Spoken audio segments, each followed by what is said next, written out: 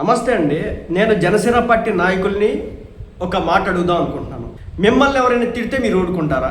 ఎలాంటి రియాక్షన్ ఇవ్వరా? మీ మీద బేస్లెస్ ఎలిగేషన్స్ చేసినా సరే మీ దగ్గర నుంచి కౌంటర్ రాదా? నాకు అర్థం కాక అడుగుతా ఉన్నాను.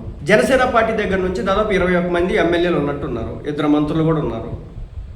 అలాగే ప్రతి నియోజకవర్గానికి సంబంధించినటువంటి ఇన్ఛార్జీలు ఉన్నారు, ప్రతి నియోజకవర్గంలో ఎమ్మెల్యే అభ్యర్థులు ఉన్నారు, కింద స్థాయి కమిటీ నాయకులు ఉన్నారు, గ్రౌండ్ లెవెల్ దాకా అధికార ప్రతినిధులు ఉన్నారు, స్పోక్స్ పర్సన్స్ ఉన్నారు, ఆ పార్టీ కోసం ప్రాణాలు ఇచ్చేటటువంటి క్యాడర్ ఉన్నారు. పవన్ కళ్యాణ్కి కష్టం వచ్చినా నష్టం వచ్చినా ఈ క్యాడర్ స్పందించడం తప్ప, ఈ కార్యకర్తలు మాట్లాడడం తప్ప, వీళ్ళు గొంతు చించుకుని అరవడం తప్ప పై స్థాయి నాయకులు ఒక్కడు కూడా మాట్లాడరా.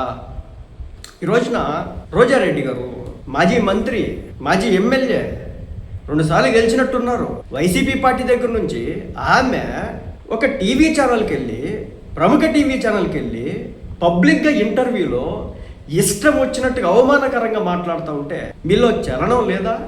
పవన్ కళ్యాణ్ అనే వ్యక్తి అంటే మీకు గౌరవం లేదా? ఆయన మీద ప్రేమ, ఆప్యాయత, ఇష్టం ఇలాంటి ఏమీ మీకు లేవా? ఇదేం భావదారిద్ర్యం? నాకు అర్థం కాక అడుగుతా ఉన్నాను. ఇష్టం వచ్చినట్టు మాట్లాడుతుందామే, నోటుకొచ్చినట్టు మాట్లాడుతుందామే. పవన్ కళ్యాణ్ని చూసి తరిమి తరిమి కొట్టారు, అది చూసి నేను నవ్వుకున్నాను. ఏం తరిమి తరిమి కొట్టేదేంటి? పవన్ కళ్యాణ్ని పడేసి ఎగిరెగిరి కొట్టారు, ఎగరేసి కొట్టారు. ఏంటది? ఆ భాష ఏంటి? ఆ లోకం ఏంటి? ఒక్కళ్ళు కూడా స్పందించరా? ఏం పార్టీ, ఏం లోకం, ఏం నాయకత్వం, అసలు ఏం నడుస్తూ ఉన్నాయి?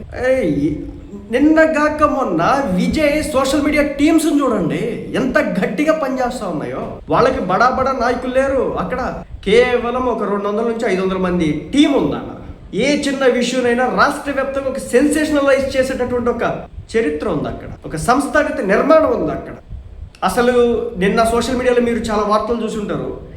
డిఎంకే పార్టీ ఏఐడిఎంకే పార్టీ పొత్తు పెట్టుకుంటుంది అని చెప్పేసి పుకారు లేపింది ఎవరు అనుకుంటున్నారు? టీవీకే పార్టీ అధ్యక్షుడు ప్రతిపక్షంలో కూర్చోబోతున్నాడు ఇన్ని సీట్లు వచ్చినా కానీ అని చెప్పేసి పుకారు లేపింది ఎవరు అనుకుంటున్నారు?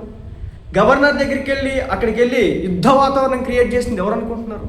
ఏ టీమ్స్ పనిచేసినాయి అక్కడ? ఇక్కడేమో ఆయన్ని అమ్మనాబుతులు తిట్టిన కానీ రియాక్ట్ కావడం. అవరా మీ నాయకుడు అంటే మీకు గౌరవం లేదా? అర్థం కావట్లేదు. నోటుకు వచ్చినట్టు మాట్లాడుతున్నారండి. అధికారంలోకి వచ్చి 2 సంవత్సరాలైనా ఆమె ఇష్టం వచ్చినట్టు మాట్లాడుతుంటే సరే అరెస్ట్ చేస్తారా, చర్యలు తీసుకుని సెకండరీ, మినిమం కౌంటర్ ఉండాలి కదా. కౌంటర్ కూడా ఎవరా? ఏమో అర్థం కావట్లేదు. ఈ నాయకులను చూస్తే నాకైతే అర్థం కావట్లేదు. ఎందుకు ఇచ్చిన టికెట్లు?